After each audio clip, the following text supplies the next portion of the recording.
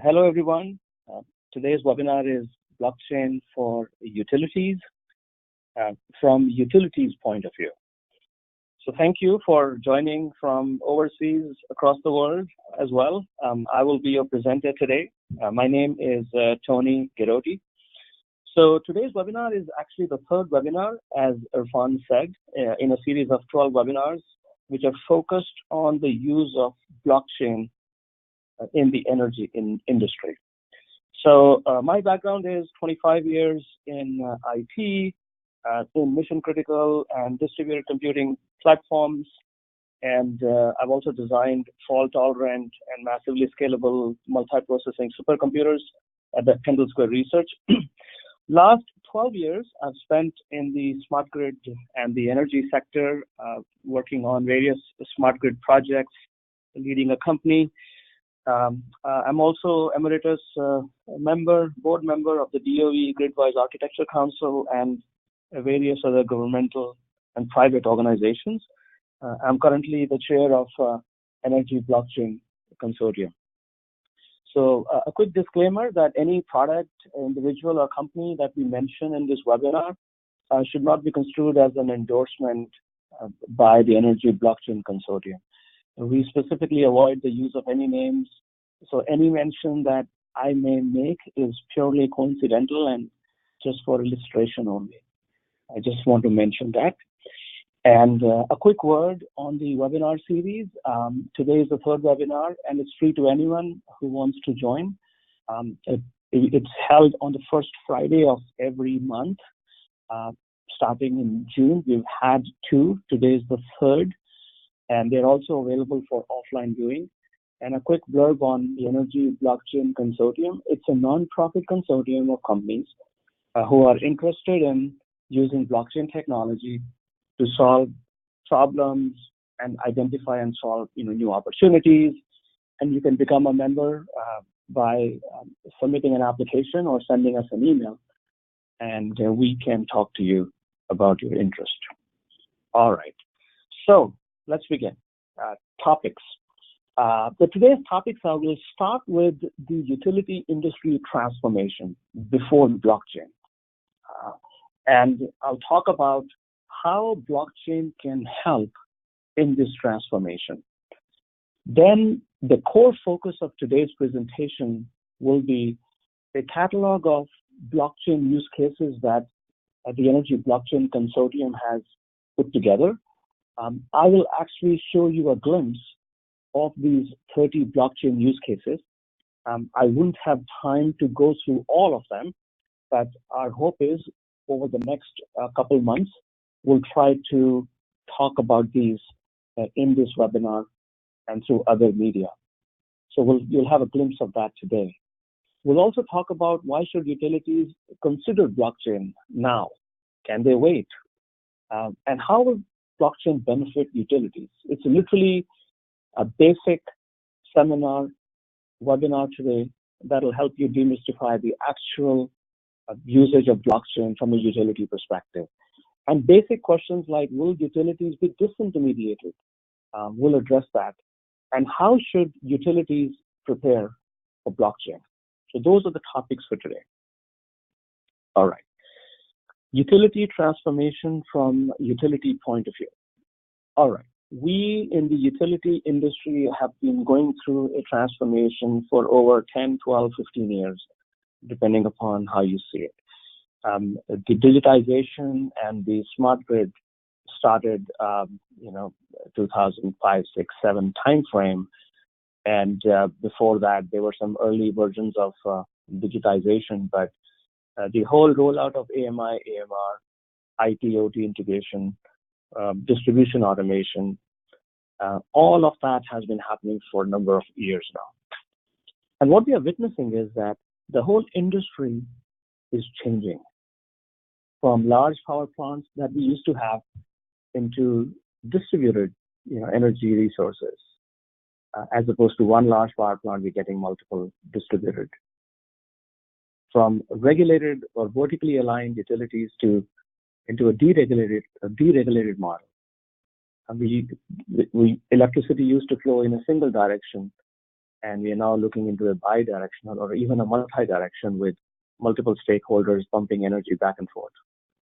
And we used to have customer in their house, we used to sell electricity to a particular address, single location, but even that is changing with the roaming electrical vehicles. So what's going on? There is a lot of democratization happening in the industry.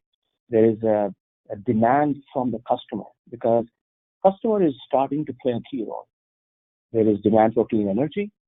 They're asking for renewables. From the original earlier days of monopolization of a utility, we are into the world of competition in deregulated markets. So there's a lot of democratization that has been happening around us, and we are the players who are actually doing it.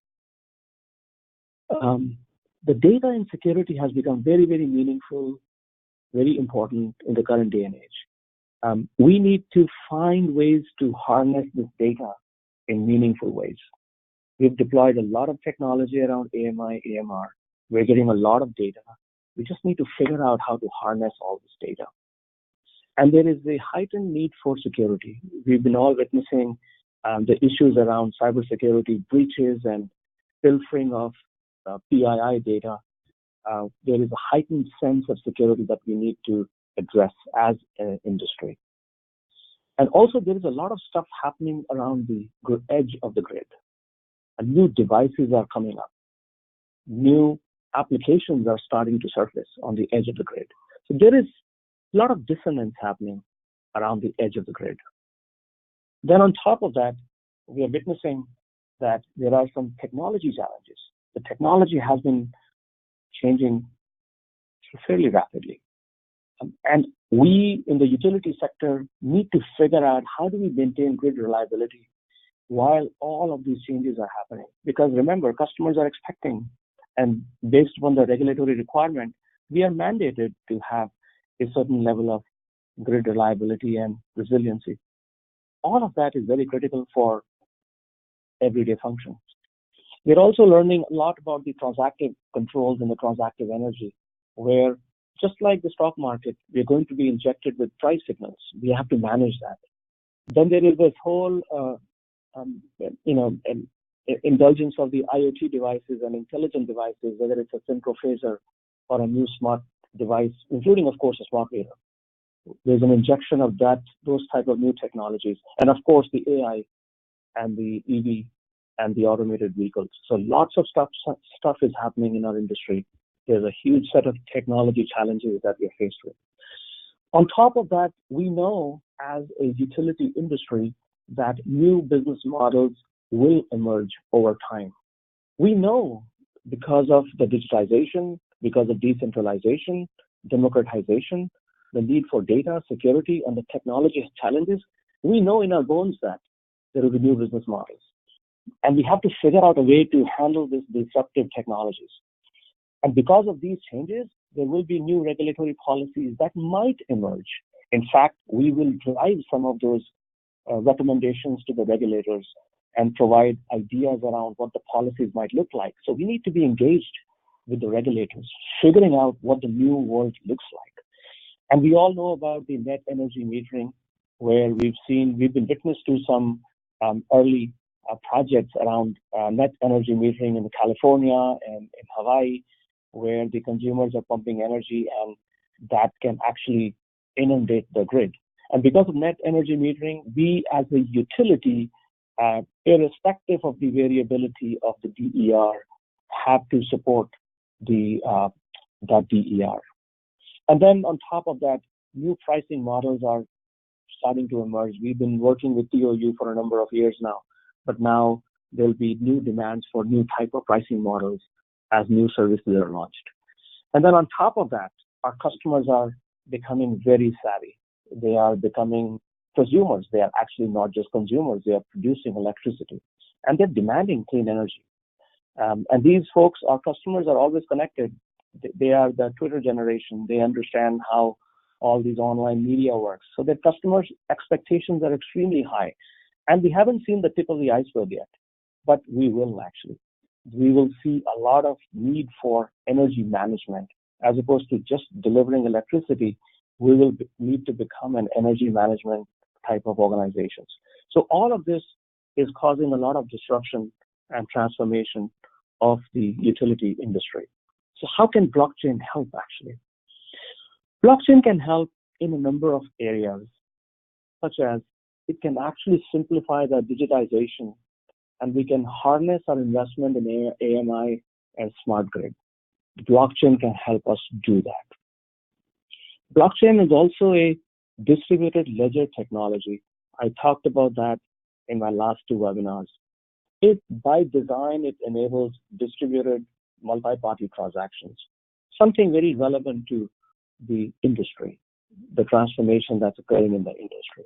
Number three, the blockchain can allow fostering of collaborations and provide choices for customers and stakeholders. That will lead to a democratization in our industry. But blockchain can actually help achieve that. We can also unlock the value of data using blockchain. In fact, blockchain can be a phenomenal tool to improve security both on the grid, which is looking from the inside, and on the grid edge behind the meter. Blockchain is a good technology that could help solve some problems that were once either not economically solved, or they were rather difficult to solve. And those problems are ones where we need a lot of different changes which will result in new business models. And that leads me to how blockchain can allow us to create innovative solutions, which were not possible before. And last but not the least, in my opinion, blockchain is an ultimate tool that can empower our customers. And we, as the utility industry, have to create these applications on top of blockchain that could increase the engagement of our customers with us and deliver new services. So blockchain is not the tool to solve every problem, but blockchain is a tool that can solve many problems and can help us in our transformation. Okay, let's talk about blockchain use cases. We have identified 30 use cases from a utility point of view, and I'll talk about what these use cases are. So we've taken these use cases and we've broken them down into 8 different categories. And these categories are as follows. One is energy trading. And I'm going to walk you through these categories first, and then we'll go through a few of the use cases at the high level, and then I'll peel the layers and talk about 2 use cases specifically and tell you how they can be implemented using blockchain. So it could be a very interesting process. Let's go through the high level, then we'll peel the layer to the mid level, then we'll go all the way down to the actually execution using blockchain. All right. So at the top level, the first category is the energy trading. We have identified 4 use cases where the buying and selling of electricity can be provisioned through blockchain. The second area that is getting a lot of traction in the industry is the grid management and the transactive controls that operators need to be able to manage the grid, the viability of the grid, the reliability of the grid. And we'll talk about some of these today. Third is the empowerment of the customers.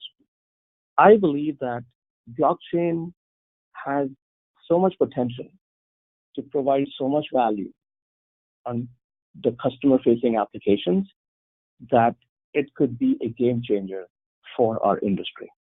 And we'll talk about a couple of these use cases in my next slides. The whole integration of the DERs and the emergence of the EV is providing very interesting environment to set up new use cases that would allow us to integrate the DERs on demand and provide EV charging on demand anywhere. And I'll talk about actually a very specific, interesting use case that would include both a permission-based blockchain and a public blockchain. And I'll use EV as an example to illustrate that. So stay tuned. Fifth is the emission tracking. We all know that blockchain is a great tool to track a commodity or a product or a data set. Emission tracking, there are a lot of use cases. We've identified 3 broad categories of use cases, which would allow us to encourage the use of green energy, promote energy efficiency and energy conservation with a set of sustainability attributes. And I'll talk about a few of that. But I think the emission tracking is a phenomenal area for utilities to reach out to the customers and provide some choices. Sixth is the energy data and the metering aspect of it. We've developed about 5 use cases that allow us to record, store, track the energy data with the monitoring, reporting, and verification of the data. In fact, these use cases that we've developed for the energy data and metering are not only applicable to the deregulated market, but they're also applicable in the regulated market and markets which are vertically aligned, such as Florida, for example, or even some Canadian provinces. So there are opportunities to deploy blockchain, not just for the deregulated markets, for peer-to-peer trading, but also for the regulated markets where there is no cryptocurrency and we can still push for these transactions. And we are working on a few of these right now. Then the 7th category is for the regulatory and compliance purposes. We have identified roughly 3 broad categories of use cases where the regulatory and policymakers and the whole ecosystem that provides the governance around the utility market can tremendously benefit. So the regulators who are in our industry don't need to fear blockchain, and the policymakers also need to sort of participate in what's going on. And we as a utility can actually engage with the regulators and the policymakers and provide our insight into how they can benefit from blockchain. And we've identified 3 use cases for that. And last but not the least, security is a really neat opportunity to use blockchain in both off the grid, which is on the grid edge, and also on the grid from within the grid. And we can talk about a few use cases today, but there are a number of other use cases that we are developing around security, which actually are very significant, and that actually calls for a totally separate webinar. So these are the 8 categories of use cases which are very germane to the utilities, basically. All right, so let's go through just a few of them one by one. Energy trading. When we talk about blockchain, these are the 2 use cases that come to mind for most of the people, because these 2 use cases are generically included in every use case report that I've read, because they are the most prevalent and the most obvious. And these are the 2 which are the peer-to-peer trading, which includes micropayments between prosumers. But what is not obvious is what we, our Energy Blockchain Consortium, is talking about, is that the peer-to-peer trading between 2 parties does not need to disintermediate the utility. Let me repeat. The peer-to-peer transactions between prosumers, buyer and seller, do not need to disintermediate the utility. That is something unique that we are proposing in this webinar and in our paper. And there are use cases where the utility becomes an intermediary in providing proof of authority or some type of trust that allows these transactions to be executed. The second area is the trading platforms for the provision of wholesale energy trading, for wholesale market settlement and the balancing of the markets and the intraday trading. In this particular case, we are defining a use case with the ISOs, RTOs, the energy market, the utilities, and also certain transmission operators in smaller states. So for example, when you have an ISO RTO that's selling electricity to a distribution utility, The buyer may be an LSE, and the buyer may also be a transmission operator within a state itself. So there are certain aspects of the wholesale trading which are very germane to some of these markets. There are a few other use cases, but I'm only talking about just a few so that I can use my time a little bit more judiciously today.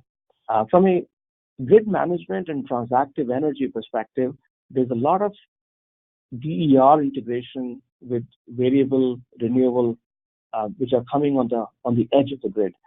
These DERs need to be coordinated with the grid, and we have to make sure that they are ramped on and off the grid in a reliable manner so that the resiliency and the reliability of the grid is not impacted.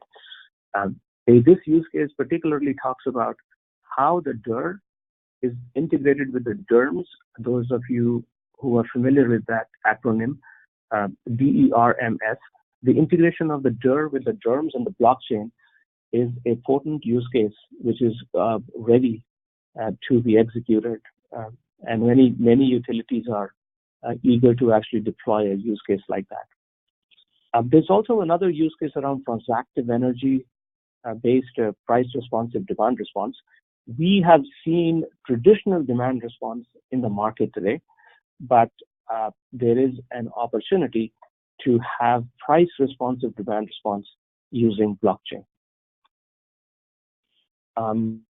I have discussed the value of empowering the customers.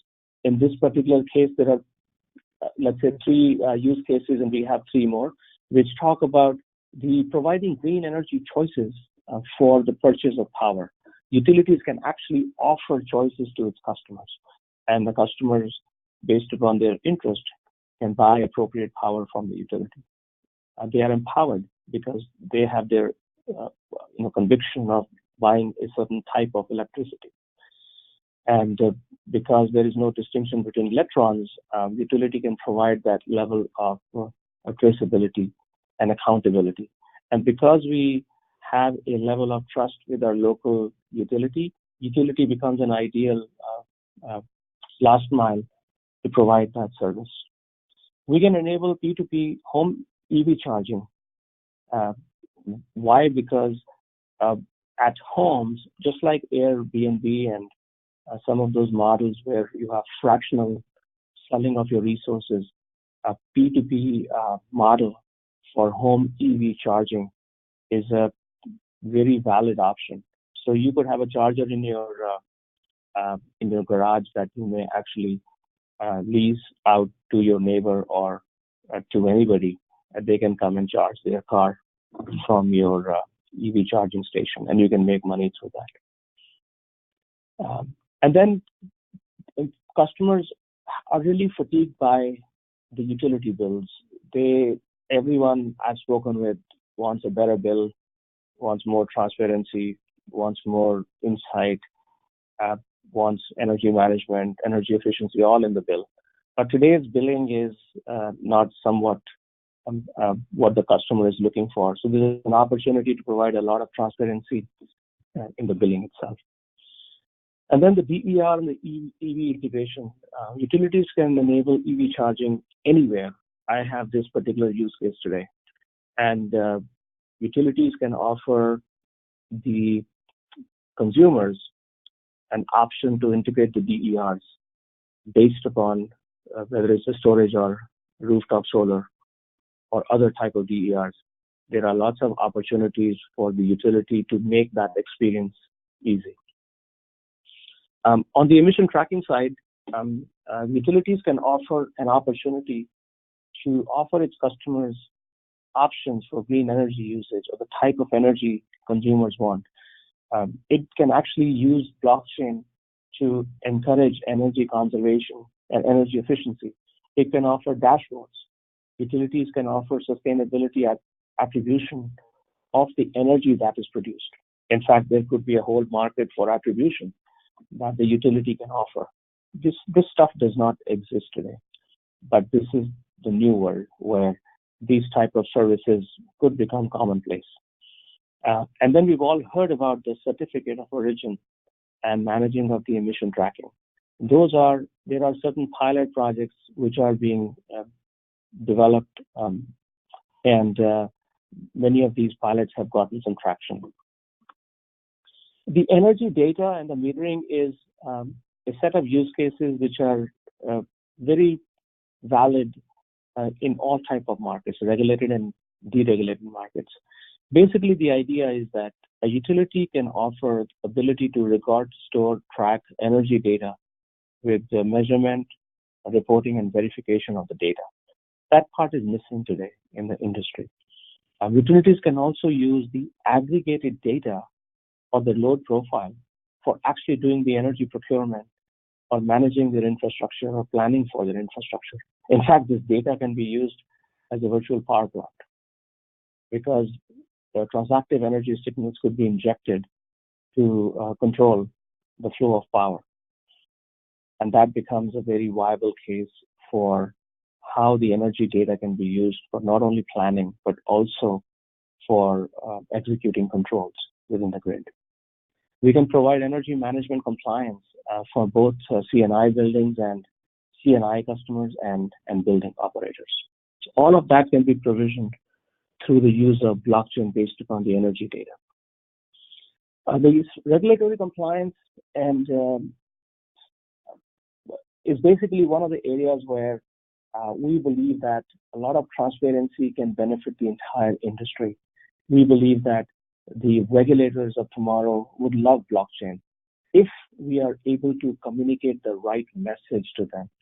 It's very important to engage the regulators in really knowing the benefits of blockchain. It provides transparency. Regulators would love that. And not only does it provide transparency, it provides an opportunity to define policies because you can actually see in real time how your business models are emerging and being rolled out and the benefits of these business models.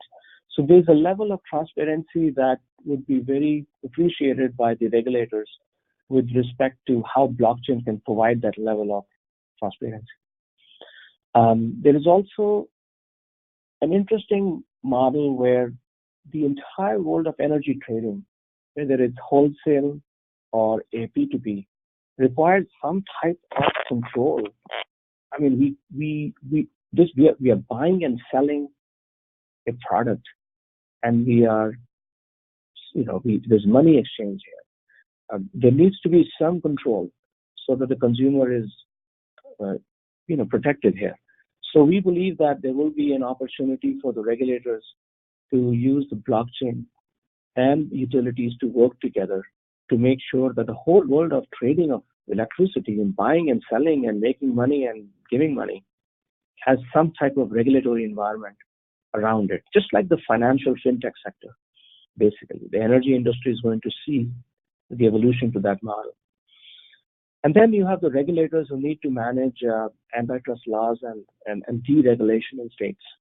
And the blockchain would become a way to get that level of transparency because the utilities can integrate with the public blockchain, and the public blockchain can have a level of integration for regulators so that they can see across markets, both from a federal government perspective and also from a state perspective. That's the framework we have today, basically. And then from a security perspective, there are a lot of new devices, like I said, and the IoT devices be getting connected on the edge of the grid. All of these devices, we're not even sure what security they have. And we all know that the weakest link in the chain is the weakest link, which is the most insecure. So we have to put our guards up.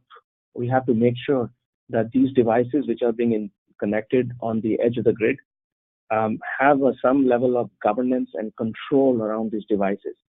We have to act now because we are starting to see the emergence of these devices. And guess what? These devices are getting connected through the wireless Wi-Fi to the home router. And these home routers have hardly any protection.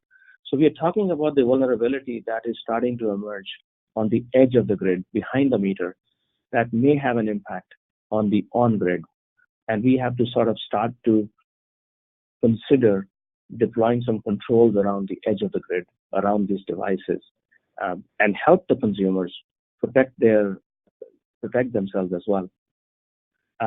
Security can also be used within the enterprise, within the utility itself. There are awesome number of opportunities to protecting the data. We are developing a catalog for the security use cases as well. But number 29, which is the protection of the enterprise data from within the grid, is at the top of the list. And blockchain can provide a level of security to all enterprise data, basically. And 30 is the grid security. We believe that the blockchain as a technology can provide a very trustworthy infrastructure for all digital services. We are deploying a lot of technology, a lot of digital technologies. And the current infrastructure that we have, which is the private key infrastructure, digital certificates, and the DNS, they were designed for a 20-year-old technology. Remember, 25-year-old is when basically the internet emerged, 1992, 93, 94. I'm not talking about the older internet. I'm talking about the internet that we know today. It started in 92, 93, 94, 95. And during that time, we came up with this concept of PKIs and eventually the DCs and the DNS. That's 25-year-old. The technology has evolved. So we need to figure out how do we protect ourselves against these new threats. All right, completely changing gears. If you're still with me, let me talk about a very interesting use case. And I'm going to walk you through this use case one step at a time, and you'll be able to see the right-hand side as to how this transaction can be executed. So let me walk you through it. This is a transaction where you, as an individual who has a hybrid car or an EV, needs to charge your car at your home, and then you probably are driving and you go beyond your home area, and you're in a different utility district. And then what happens when you charge your car there? If you charge your car there, then you can definitely pay through a credit card and be done with it. Or you may decide not to pay through the credit card, and you may decide that you want that bill to go back to your original bill from the utility. Why would you want to do that? For various reasons. You may want to do that because maybe you have some type of a discount, maybe you asked for some REC, or you may have certain green power that you've already paid for or is looking for. So you want all your energy usage to be centralized because you want to control it. You don't want to be not in control. You as an individual wants to control how much green power you use, how do you pay for it, what is your discounting, and all that stuff. So therefore, it requires utility to offer some type of unified billing. So here it goes. So you as the owner, you basically charges your car in your home utility, and this home utility basically would have a permission blockchain which would record the transaction that the car was charged, it used X amount of electricity, and that permission blockchain validates the transaction with a proof of authority, because in this case, the utility has deployed the blockchain with a POA consensus. Then the permission blockchain, which is the utility blockchain, calculates how much electricity was used, and it performs the settlement and the billing for this customer. Life goes on, customer is happy, he got the bill, and we move on. This customer now one day is roaming in a different utility. He goes to a visitor utility and charges his card. And that utility also happens to have a permission blockchain. And that permission blockchain records the transaction that is submitted. And now the transaction sits on the VU, the visitor utility. And the visitor utility basically with a permission blockchain validates the transaction based upon its own proof of authority. And it discovers that this is a roaming user. He does not belong to my territory. It says, okay, no worries. I know how that makes sense. I'm going to submit that to a public utility blockchain, And that public utility blockchain basically is a public blockchain that has, in this particular case, two actors, which is a home utility actor and the visitor utility actor, two actors who basically are, two different entities who participate in this transaction. And that transaction goes with the public blockchain. And the public blockchain performs the financial settlement between the home utility and the visitor utility based upon the proof of stake. I didn't use the word proof of authority. I used the word proof of stake. Why? Because I believe that this is a permission blockchain and there are two viable actors. This blockchain would support the consensus through a POS. Why do the proof of work when we can actually do a proof of stake? So in this particular case, this is a public blockchain. It could be a public-private blockchain also, which is only available to a few set of utilities. So it doesn't have to be purely a public-public. It could be a public-private as well, which means it's a hybrid blockchain. The transaction goes into the public utility blockchain, and this transaction is integrated with the home utility. The home utility looks into the transaction and says, aha, this belongs to me. This was settled on my behalf. So I'm going to take this transaction, put it into my blockchain. And of course, I know this gentleman, he is part of my customer base, and I am going to use this and do the billing for my customer. And the integrated billing basically for the customer is done for using the electricity on the one day from the home utility and the other day from the visitor utility. And the utility can actually include in it all the discounts and the REC credits and every other type of customer contract that was built with the home utility and the customer. Now, the interesting thing I want to point out is that this is only possible if we have some type of interoperability between the blockchains, because we could be using an Ethereum-based blockchain for the public utility blockchain, or we could be using a Hyperledger for a permission on one end, or we could be using an IOTA for the other one. So there are so many different options that home utility and the visitor utility may be totally, 200 miles apart or 1,000 miles apart, who knows? And all of these utilities have their own technology, but none of them is dependent on each other. The interoperability standard will allow an ecosystem which allows autonomy. They can build their own blockchain, they can provision their own transactions, and yet they can interoperate with the rest of the ecosystem within the industry. So this is a really decent example of how EV charging can be facilitated with the utility to utility integration using a permission blockchain hosted by the utility and a public or a hybrid blockchain which is not hosted by the utility, but it's available for the utility sector. Okay. I'm also going to quickly show you a previous use case that I had shown you, which is peer-to-peer trading with a transactive energy-based price signals. And today I want to talk about how the utility can actually offer this as a platform. So utility basically offers an opportunity for its customers to do peer-to-peer trading. So it's able to offer the price signals from the ISO RTO, or it can actually inject the price signals for its customers. A prosumer produces electricity. A consumer probably places an order with some pre-negotiated price or buys via the exchange, and he or she consumes electricity. So 2 and 3 basically is production and consumption of electricity. The utility basically plays a key role.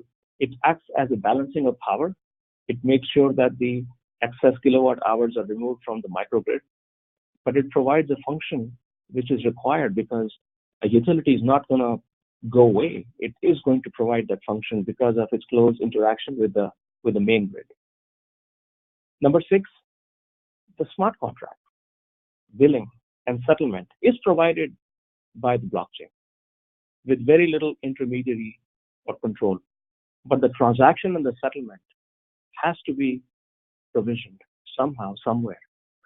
And the utility can provide some capability to add value in being the POA for the smart contract and becoming the authority for billing and the settlement. And we also believe that there is a lot of opportunity for the utility to come in the center of these new type of services. It doesn't need to command a lot of intermediary control, but it already has the last mile and the touch point with the customer. That relationship is basically the genesis for new services. And that's why if you look into the bottom right of your screen, it says that the price signals all the way to 4, 5, 6, 7, 8 could be actually provisioned by the utility using a permission blockchain. And utility can also work with a lot of players actually who are providing microgrid-based transactions. But at the end of the day, there's an opportunity to play a leading role in this market, not as a bystander, but as an active participant. How much or how little, I think time will tell. But there is an opportunity to engage in the peer-to-peer and wholesale energy trading practice.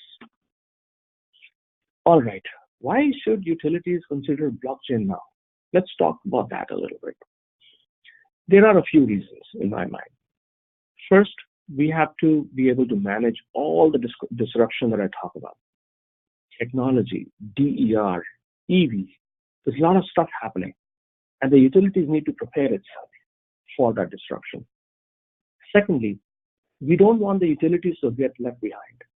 You don't want the devices and the peer-to-peer trading to sort of inundate us with transactions, and then we are behind the 8 ball. You don't want that because it's going to have a huge impact on the grid, on the reliability and the customer service. Utility is responsible for that customer service. We are the last mile for the customer service.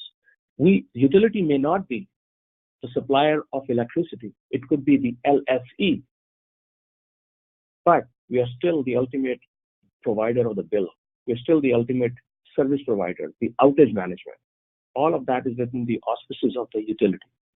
So we don't want to get left behind. We have to be engaged in the process. We also need to figure out a way to lower the cost and inject more efficiencies. Even though all the utilities are regulated, more so in the regulated market versus the unregulated market, but the opportunity to lower the cost and efficiencies is never ending. And blockchain provides that opportunity for those efficiencies. We also believe that the customer of tomorrow is going to be very demanding, and we have to stay ahead of these demands. Customers are going to ask for better ways in charging their vehicle. They would ask for better bills. They would ask for integrated bills. They would want more flexibility, more service, more demands on the utility. So we have to stay ahead of the curve and engage in areas that we have not. That requires thinking ahead. We also need to be proactive on the security, architecture of the security. Why? Because I talked about the stuff that's happening on the edge of the grid at the minimum. Again, there's a lot of stuff happening from a threat perspective, but we have to be proactive in the management of the grid, both on the grid and off the grid. And also, we have to prepare for regulatory transparency. With the new prosumers who are going to be selling electricity, we need to be vigilant in terms of how we can facilitate those transactions while providing transparency to the regulators. So we need to create this bond with the regulators, which is to be able to provide proactive support on these new business models, because they need to help the policymakers develop new policies that they can regulate. So we have to be an active actor in that process. So will blockchain disintermediate utilities? Will it? Let's see. If you look into this chart, you will see that over time, utility will not be the only supplier. We all know that. We all know in the deregulated market, we have LSEs who are basically the intermediaries for providing electricity from multiple generators. We already know that. That's happening. But over time, that could increase. That's the blue part. The orange part is that the customers who are buying power from generators via the suppliers could actually increase because they may want to have more choices. In deregulated markets, it's bound to increase. We also know from experience that the DER is going to emerge as an important component from a generation perspective. It could replace power as an alternative form of energy as opposed to buying it from the gen and the transmission. Who's going to support that cost? Think about it. If I'm buying my electricity from my own solar and my friend's battery storage, I'm not going to be relying too much on the generation and the transmission of electricity. I maybe 20%, maybe 30%. Guess what? Who's going to pay for it? Who's going to pay for that generation and transmission infrastructure? That's going to have a huge impact on the consumers and the pricing. And the utilities will offer more services over time. That is basically how the utilities need to prepare themselves. They have to think about this green stuff, the new services. We don't know what they are, but we know for sure they will emerge. So will blockchain disintermediate utilities? The question is, the answer is no. Blockchain will not disintermediate utilities, but blockchain will cause disruption. And it will result in new business models. And we will have to create these business models. And we will have to manage this disruption. And to reduce the business risk to us as a utility or an organization, we just have to be a little bit more proactive. We have to embrace the blockchain now. Why not? But as opposed to doing it solo behind closed doors, work in a team, join a group, work in a consortium. Just learn from what's going on out there. Why reinvent the wheel? Everyone is going through the same motion, same challenges, same issues. And they're all looking to build new business models. We're all in the same game. We're looking for new business models, but we don't know what they are. All right. How should we prepare then for blockchain? It's a 5-step process, nothing unique. We've been doing it for over 100 years, but we do it in a more methodical way because we are more digitally enabled. We have better technology. But here is the plan. As always, we create a plan. Let's build some momentum within our organization. Let's build a business case for blockchain or something like that. It says, I don't know, it may be useful, maybe not, but we have to explore it. And let's get educated on that. I think this webinar is an example of that. But look into other webinars. Don't get carried away by the hype. I think there's a lot of hype. Don't ignore the hype. Be practical, learn. Secondly, think about use cases which are applicable to you. Again, the use case that's applicable to your neighboring utility may not be the perfect use case for you. So you have to sort of engage and figure out and talk about what these use cases could be. I mean, we are developing a catalog and we'll be happy to share that experience with you. Because our catalog is based upon a collective discussion amongst your peer community. But you have to sort of engage with that process. Number 3, once you have some use case high level defined, you can start with some proof of concept. Proof of concept is an easy way to sort of get the ball rolling, get some type of a, stuff up off the ground, toe in the water, whatever you want to call it. Don't start from scratch. It's going to increase your risk. Your management may be sort of not happy with it. Work with others and benefit from the collective work. Once you have some proof of concept done, you can even engage in a proof of concept. You don't even have to do yourself. You can get involved in some other proof of concept and learn from it. Then you can also participate in a pilot. Like take your proof of concept and then roll it out in a pilot and see with a certain number of users, and then see how else you can learn from the pilot. In fact, we are working on a couple of pilots. You can learn from the pilot by engaging on these pilots. See what others are doing. And once you understand the proof of concept and the pilot, what we are witnessing is that utilities would want to commercialize it in a kind of a scale it, 15 houses, 100 houses, 1,000 houses, 500 businesses. a community here and a community there, and then basically you scale it from that. You don't have to scale it in 1 day or 1 month or 1 year. It could take 3 years. But that's the process that we have been following for smart grid, and we can follow the same process with blockchain. With one nuance, one change, that the blockchain is a little bit of a different technology. You might benefit by working with a team, basically, or a group or a consortium. All right, I'm going to actually end my webinar in the next few minutes so I can take some questions. If you want the report, just send an email. We'll get you the report. You can also become an observer member in the Energy Blockchain Consortium. If you become an observer member, you can ask questions and get some additional good stuff, and also some updates to the report. You can send an email to that email you see to get the report. This is funny, but you can watch us on PBS TV. Actually, yours truly, I will be on TV on 200 commercial channels and XM radio. You can go to whitehousechronicle.com. There's also an episode on Vimeo. It's a 29-30-minute episode. This gives you a sense that blockchain in energy is becoming mainstream. When something gets aired on TV, it's sort of mainstream, and I'd like you to actually see it if you can. And then we have a conference coming at the end of, 1st and the 2nd of November. We might even do a training a day before that. If you're interested, let us know. But this conference will be in November 1 and 2 in Hilton, Orlando. It's endorsed by the city of Orlando. So you can actually come and join and learn. And that's it. This is my last slide. I will take some Q&A questions now. So, Irfan?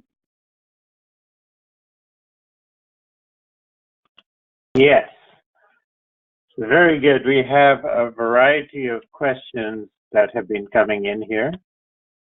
So I will start at the top.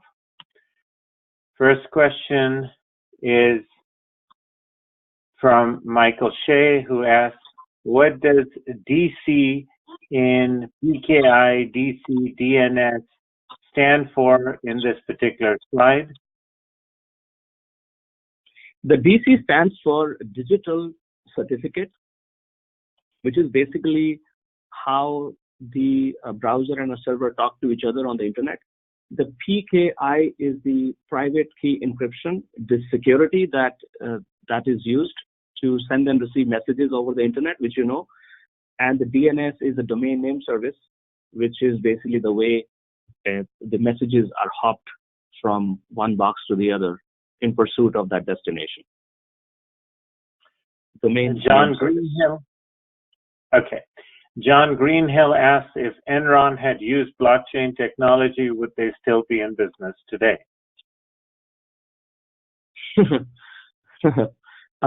I think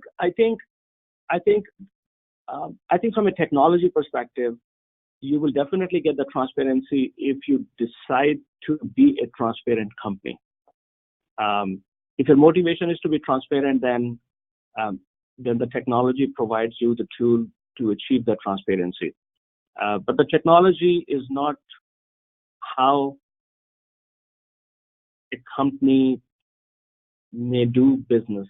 A company, the way they do business is over and above the technology they use.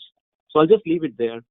But using blockchain, you can have a level of transparency that could be desired by consumers, in which case the risk would have been much less.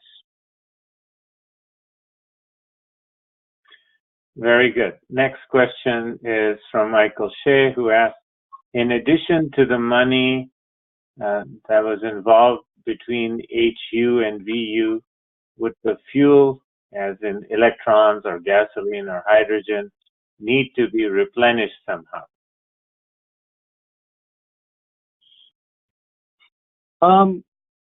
The home utility and the visitor utility basically supply power based upon the need of their customer base. They buy power day ahead and real time, right? Like every other utility. Between these two utilities, there is a sharing agreement that they will be able to support each other's customers. Just like the way you have a mobile phone. 15 years ago, when you roamed from your home location register to a visitor location register, that's what they call them, HLR and VLR. I used to be in the telecom industry once. So when you roam from your home to your visitor, you used to pay through the nose, a lot of money. But then they came up with a shared agreement where the cost of roaming was nothing. So that's a financial transaction that the home utility and the visitor utility can create, depending upon their relationship, and that can be coded in a smart contract. But in the actual purchase of power is something that home utility and the visitor utility have to do on their own. In terms of the REC, for example, the renewable energy credits or carbon credits, that is something that could be an attribution of the energy that could be exchanged between the two utilities, and that could be another smart contract. So in the use case, there could be 2 or 3 smart contracts. One, which is a bilateral agreement between the two utilities. Second could be an agreement that provides and provisions the electricity, including green power. And third could be the settlement and the financial aspects of that billing, basically. Okay, next question is from Mike Marullo, who says, let's see. Yeah. In the EV charging and U2U example, does the VU add a fee as a percentage of the usage of the transaction value or something like that? Also, how is privacy protected if there's a central database in the public utility blockchain that relates customers to utilities, or is that not the case? The latter part, that's not the case because the transaction itself is protected. The fact that John Smith got power from the visitor utility, it's a secret transaction that was only between John Smith and the utility. And that transaction just happens to be shared by the home utility because John Smith is a customer of the home utility. So that is only a privileged transaction that only these 3 utilities see by design. Number 2, from a fee structure perspective, there is no protocol within blockchain that says that the visitor utility must charge a certain amount. There is no protocol like that. It's a bilateral agreement between the home utility and the visitor utility. Just like the way 10, 15 years ago, AT&T will have let's say Verizon of that time. They would say, you know what, I'm going to charge 20% premium, or I'll charge $3 for every minute. That is a contract, bilateral contract. We know today you can go all the way from Boston to Baltimore to actually, for me, Canada also is free. And in fact, when I go to Europe, for me, certain aspects of Europe are also free. So what we're witnessing is that the whole telecom industry, the mobile charges, it's a flat fee, and that's because of the bilateral agreement. And whether that happens to be the practice in the energy industry or not, that's up to the evolution of time and how these use cases emerge. But there's no specific protocol that says you must take a certain transaction fee.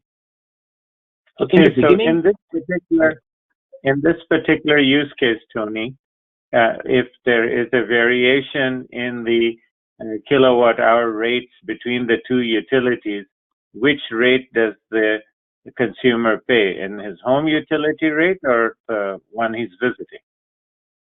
So in this particular case, the bilateral agreement could say, I'm just making this up. It could say that the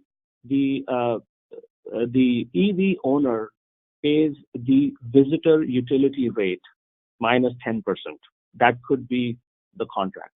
Or it could say the EV owner pays the home utility rate because of the bilateral relationship between the home and the visitor utility. It could be any of that based upon the bilateral agreement. Yeah, the reason why I was asking is when you were citing that use case, you brought up some of the benefits of this person applying it on their utility bill as opposed to paying for a credit card. And those were very local utility offerings, like those green points and things like that. So it would make more sense for them to have the local utility rate where they are resident. Yeah, because they may. That's what I was referring to in that particular use case, because I believe that a visitor, a EV owner visiting a visitor utility may want to preserve the relationship he has with his home utility and the negotiated contract. So if you're a fleet of vehicles that has 100 vehicles in your home utility and you have a pre-negotiated rate of certain cents per kilowatt hour, you would want to pay for that based upon your current contract. And maybe you are buying green power and you have some REC certificates. Suffice it to say, there is a relationship and a contract in place with your home utility. You would, in a perfect world, want to carry over that contract to wherever you travel. So if you travel to the visitor utility and you want to carry over that contract is viable only if the visitor utility has a bilateral contract with the home utility. And that's what determines your pricing. So in a scenario where these two utilities have a bilateral contract that they will honor each other's pricing, then basically you are guaranteed that you will be able to get that bill at your home utility pricing. But those type of transactions we haven't even seen. They don't exist right now, but they will exist because we know that that is going to happen.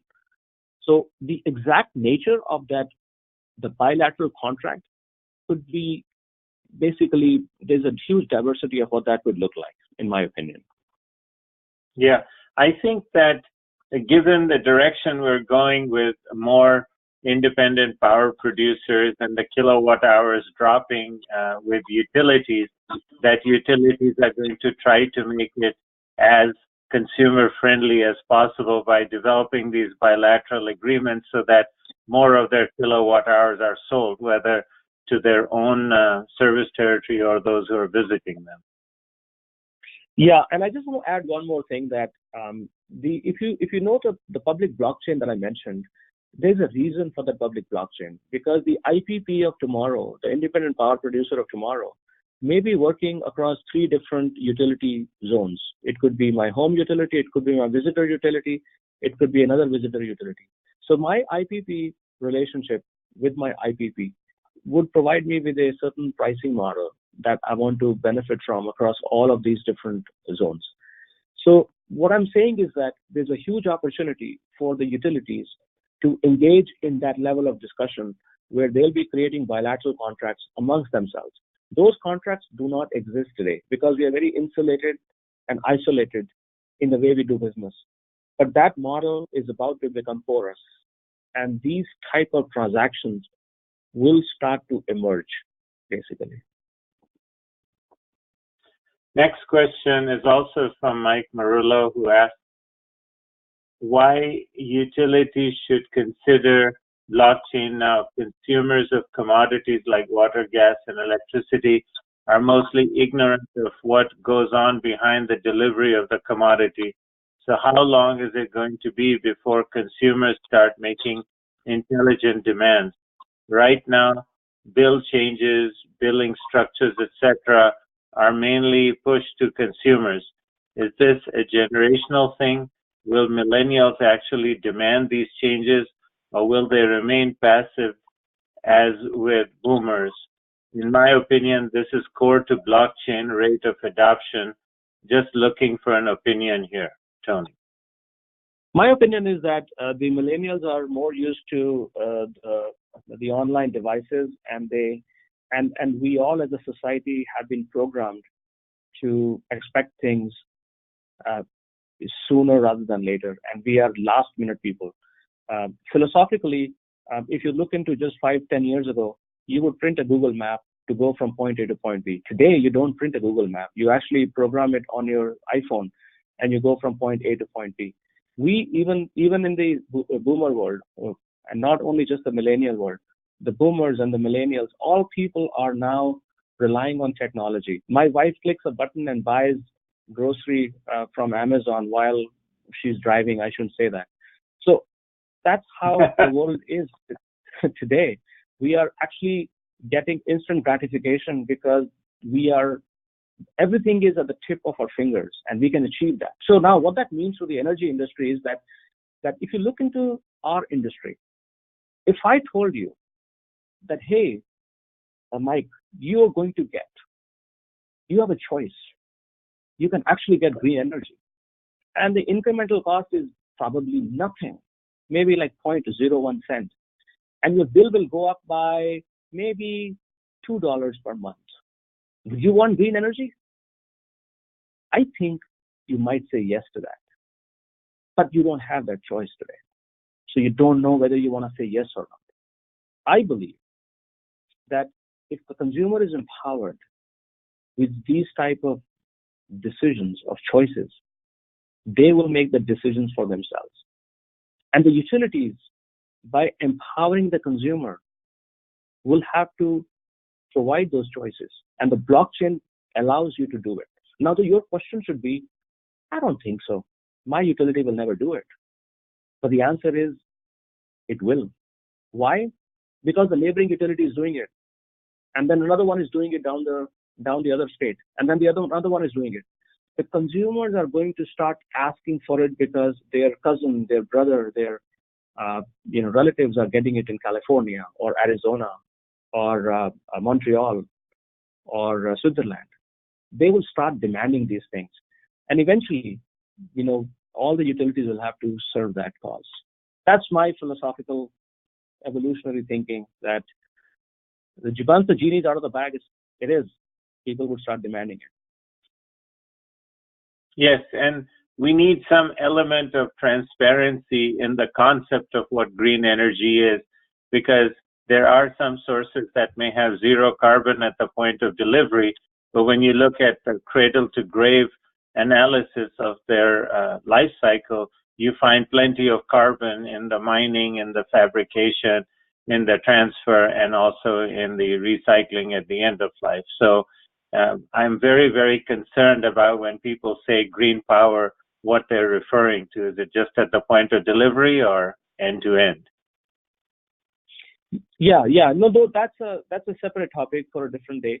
But I believe that because of the traceability that blockchain offers, I referred to a use case which is called the sustainability attribution, which means that you can identify the attribution of green energy right from the genesis of its generation, and you can track the generation, transmission, and distribution of power through that attribution. That would be a very meaningful way for a consumer to track the quality of green energy, basically. Yeah, one of the things that I would really like to see blockchain being used is this cradle to grave analysis, because at every step of the way, if there was a ledger that added how much carbon was produced at that level, then you would have a chain, a trusted chain right from the source, and you would know exactly how much carbon you have in that resource that you're about to use. It would be a great use of blockchain. Absolutely. Totally right, Irfan. Okay, next, William Miller is making an offer, Tony. Please take it. He says, I am willing to help you with your test beds. We have the capability to allow users to share data and protect their privacy. It can allow multiple blockchains to be federated.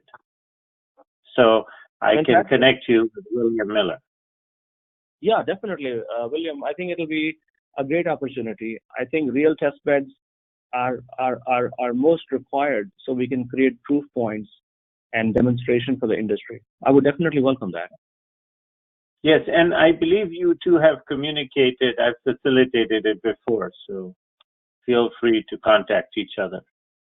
Okay. The next is, Chris asks, what are some real blockchain projects meriting our involvement? Thanks.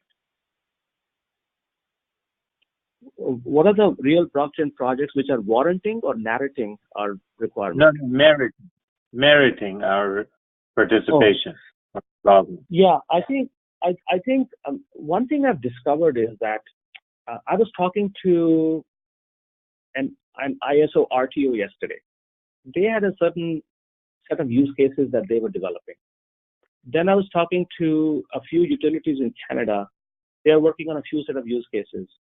I also spoke with a gentleman in Berlin yesterday, who's working on the wholesale energy trading. And a few. I'm in the U.S., so I've spoken to many utilities in the U.S. market. So the bottom line is that what I've discovered is that there is no one use case that is ahead of the others. The ones that are obvious are the peer-to-peer trading, because there's a lot of momentum in the peer-to-peer trading. I've seen that. So I would say that there are 8 categories of use cases that we have defined. The energy management that nobody talks about is actually a very potent use case for the regulated market, believe it or not. And we are talking to some players who want that. So I don't know where to start, but I would say that it's a gamut of the 8 categories I've told you. Not one particular use case appeals to one utility. They're sort of figuring out what that looks like. But I can tell you, amongst all the 8 categories, we are engaged and involved in at least one in each of those categories. Next question is from William Miller, who says, suggestion, the blockchain system should provide the value back to users. If there are prisoners, they get a credit. Not prisoners, but prosumers.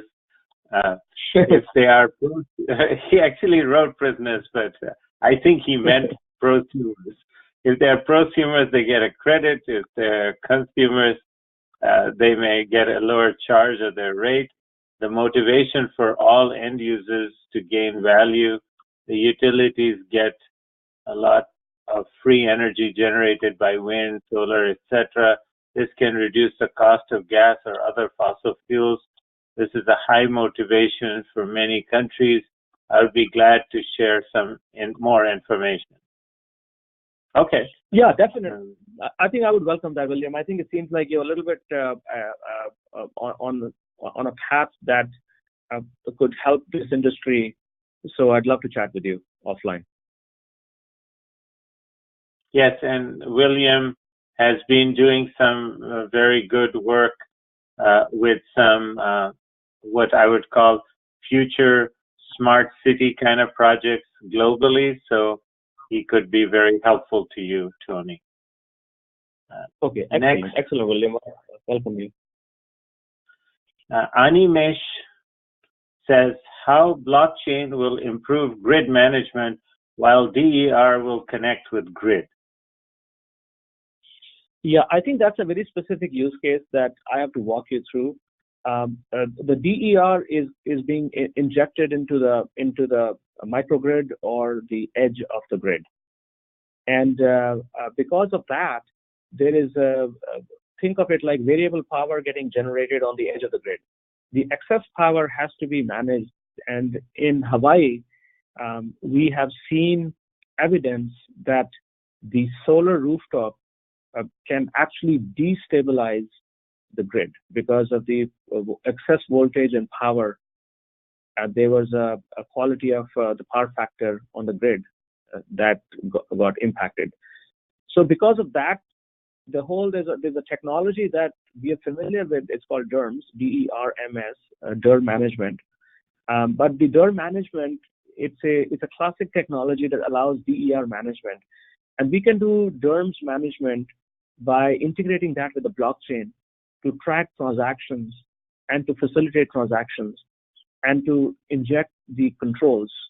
And we have a whole use case that I can definitely share with you and talk with you about. But that's the value proposition of blockchain, to integrate active DER management with DERMS-based control.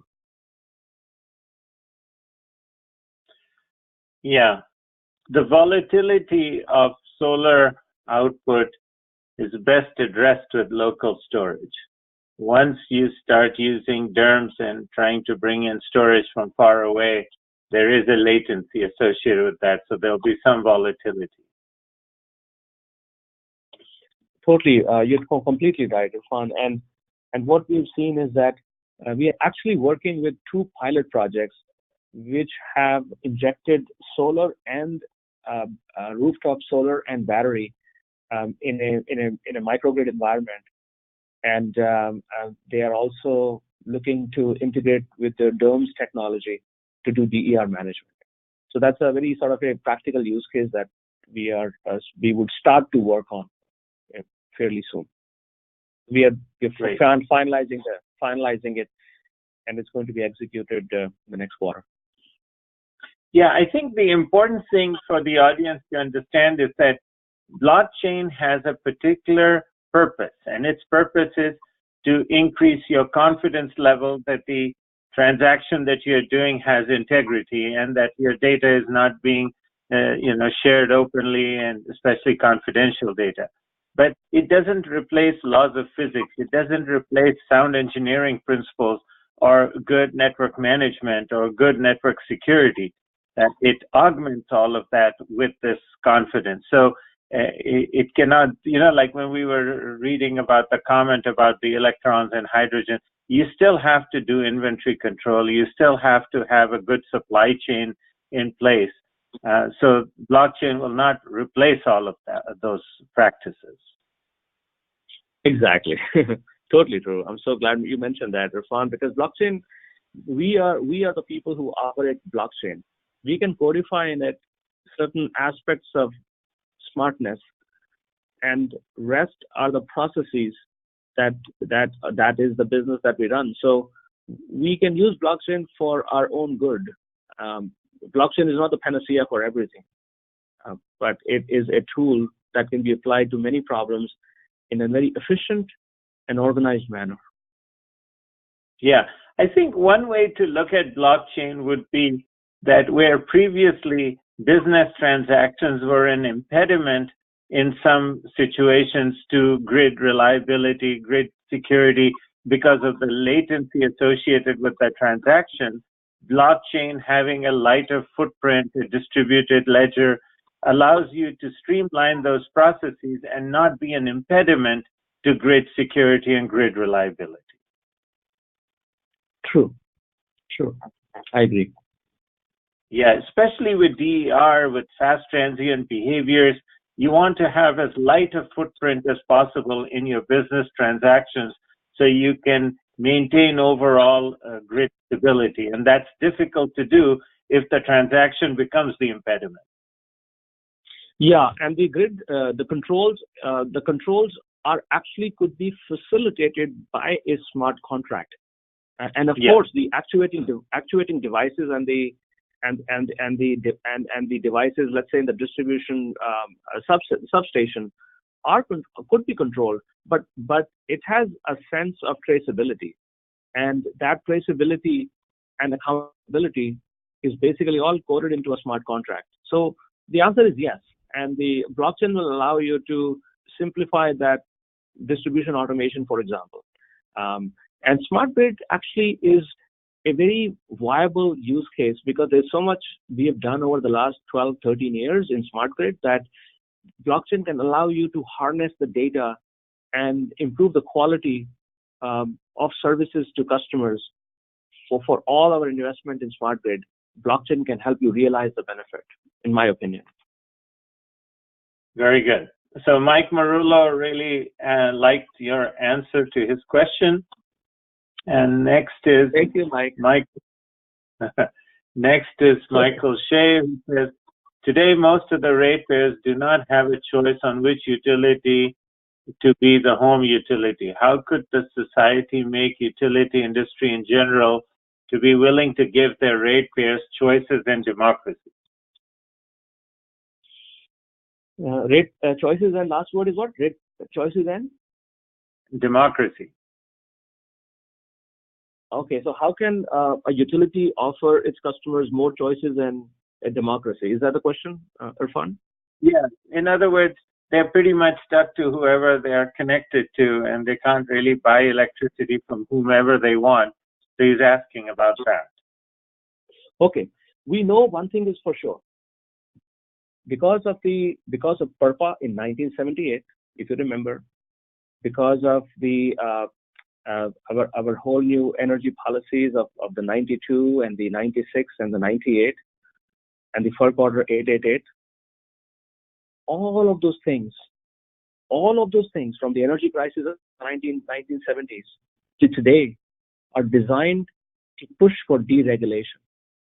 What that gives us is, why are we doing it? We want to make sure that we can reduce the monopoly of a monolithic utility so that the generation, transmission, and distribution can be broken down.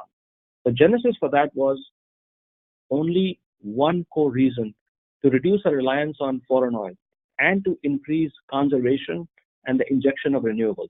It all started in 1978. So that model today has advanced quite a bit, actually. And now with the independent power producers, basically that was the reason in 1978 why the IP independent power producers came into play. Today, we can have DERs. DERs is basically potentially green energy, renewable intermittent variable energy. So the answer to your question is that by definition, the utilities, because they subscribe to net energy metering, they have to support variability of this DER, solar and battery and other renewables. They have to, because of net. But it also provides a level of complexity in the ecosystem. From a consumer perspective, if the consumer demands green energy, the new DERs will be integrated with the grid. And because of the green power being integrated with the grid through the DERs, the consumer is going to get more choices. And eventually, the generation, the IPPs, will also become greener and greener, and we'll have less reliance on fossil fuel and coal and even nuclear, as some might say. So I think that's where the world is headed. That is where the world is headed. If the demand, in any economy, if demand drives the capital market, that's a beautiful thing. It should not be the regulation, it should be the demand. When demand drives the capital market, you have the genesis for a perfect economy. And I think in this particular case, as the consumer demands more things and we give them more choices, we will have a greener economy. That is by definition how the world will evolve. So anyway, that's how I see it. It's hard to predict the future, but if we look into the other industries, the telecom and the banking and the other industries, I think that's where we are headed. Yeah, I think that there are some mental models that we have to break in order to move in the direction you're talking about, Tony.